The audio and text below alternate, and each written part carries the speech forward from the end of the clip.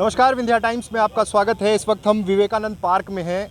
रीवा में आज तमाम सामाजिक संगठन, राजनीतिक दलों से जुड़े हुए लोग सब यहाँ पर सीधी में कल जो हादसा हुआ, कल और परसों जिस तरह से पूरा घटनाक्रम चलता रहा, उन चीज़ों को लेकर श्रद्धांजलि अर्पित करने आए थे। किसी की संवेदनाएं क्या हो सकती हैं? सबसे बड़ी बात यह है, सबके जहन में यही सवाल खड़े हो रहे हैं कि आखिर जिम्मेदार कौन है? क्या कुछ चंद अधिकारियों को सस्पेंड करने से समाधान निकल आएगा? उन 51 मौतों का जिम्मेदार कौन है? ये तमाम सवाल खड़े हैं।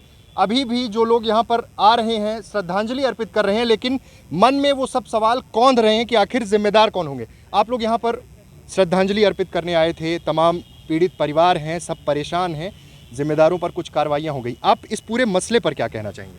सर, पूर्णतः इस मामले पे अगर जाएं तो सबसे बड़ी चूक प्रशासनिक चूक है।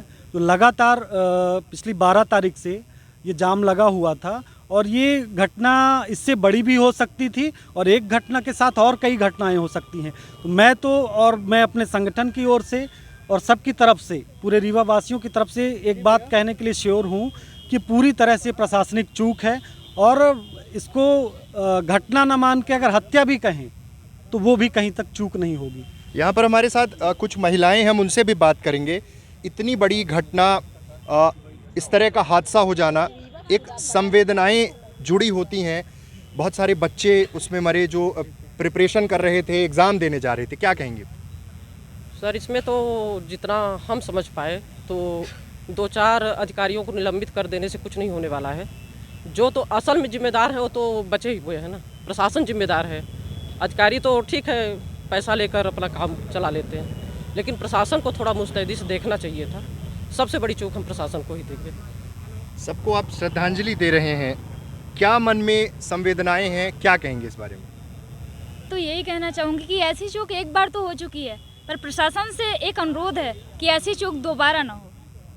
तो प्रशासन से विनम्र अनुरोध है कि वहाँ की जो भी जाम जिस वजह से लग रहा है, वहाँ की रोड से ही करवाएं। और वहाँ पे जो पुलिस प्रशासन इतना गंदा है कि अगर पुलिस की सही तरीके से ड्यूटी लगी होती तो शायद इस तरह की से जाम ना लगता। सबसे बड़ी बात यह है कि जब घटना हो जाती है तब प्रशासन जागता है। शायद इस कारण प्रशासन उस चीज़ पर एक्टिव नहीं होता। ये बहुत बड़ी दुर्घटना है। प्रशासन को चाहिए कि पहले इस व्यवस्था कर दी जाती तो शायद इतनी बड़ी घटना ना होती है। ये इतनी बड़ी घटना है कि कहें आज जितने परिवार बिलख रहे हैं उनकी कितनी बड़ी वेदना है, उसको व्यक्त नहीं किया जा सकता। जितनी निंदा की जाए वो कम है। जो प्रशासनिक अधिकारी हैं या पुलिस प्रशासन करता तो इस प्रकार की घटना होती ना है। उसमें स्टूडेंट्स थे और यहाँ पर भी बहुत सारे छात्र हैं जो प्रिपरेशन कर रहे थे, एग्ज़ाम देने जा रहे थे, उस तरह के लोग भी थे। सेंटर अगर वहाँ होता, तरह तरह की बातें हुई, कल सीएम के सामने भी बात हुई। आप भी स्टूडेंट हैं, प्रिपरेशन कर रही होंगी। ये घटना कितना कौंध गए, कितना डर है इस चीज़ के बाद?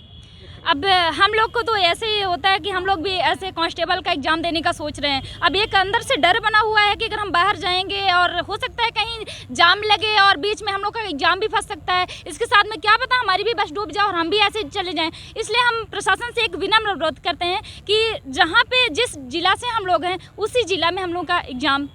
ये डर है कि जब इस तरह की घटना होती है तो हर इंसान ये चाहता है, हर माँ बाप ये चाहते हैं कि अब जो परीक्षाएँ हैं, जिन परीक्षा को देने के लिए सीधी सिंगरौली से लोग सतना जा रहे थे, वो उनके अगर गृह जिले में होती तो शायद इस हादसे से बचा जा सकता। आप युवा हैं, ये घटनाक्रम हुआ, मन में क्या सवाल खड़े हो रहे हैं?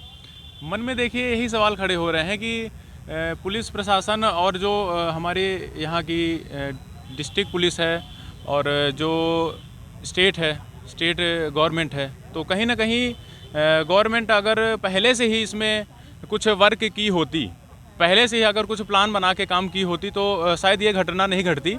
और हम तो यही कहेंगे कि आने वाले टाइम पे अगर पुलिस प्रशासन थोड़ा सा एक्टिव रहे और जो स्टेट गवर्नमेंट है वो अपने कार्यों में एक्टिव रहे, क्योंकि देखिए एक्टिव कहीं भी अगर आप एक्टिव रहेंगे, किसी भी वर्क को लेकर अगर आप एक्टिव रहते हैं तो कहीं ना कहीं घटना नहीं होगी। और अगर आप एक्टिव नहीं रहेंगे, आप अपने कामों से हटते रहेंगे, छटते रहेंगे, तो कहीं ना कहीं ये घटना दोबारा होगी। एक आखिरी सवाल, सरकार ने कार्रवाई कर दी, मुख्यमंत्री आए थे, कुछ लोगों को निलंबित कर दिया, समाधान हो गया? निलंबन करना तो कोई समाधान है ही नहीं है। ये प्रशासन चाल है कि फलाने को निलंबित कि फलाने को इससे क्या मतलब। ये पहले से हम सजग होते तो क्या यहाँ सेंटर नहीं बनाया जा सकता था? है विश्वविद्यालय यहाँ से सब कुछ हो सकता था, तो सेंटर क्यों नहीं बनाया गया कि ये घटना ना होती जो आज हुई। आज उस परिवार से मिलो, उनकी क्या वेदना है ये सोच नहीं सकती। सबसे बड़ी बात यह है कि जब इस तरह की घटना हो जाती है तो तमाम प्रशासनिक अधिकारी, मुख्यमंत्री खुद यहाँ आए, निलंबित कर दिया, कार्रवाई खत्म हो गई। लेकिन सवाल यही है कि अब युवा डर रहे हैं कि अगर किसी भी एग्ज़ाम के लिए ज़िले से बाहर जाना होगा तो घर वाले कैसे भेजेंगे। इस तरह के तमाम सवाल अभी भी खड़े हैं। इंसाफ अभी अधूरा है क्योंकि सिर्फ एक निलंबन से, कुछ अधिकारियों को हटा देने से इंसाफ नहीं मिल सकता। बहुत बहुत धन्यवाद।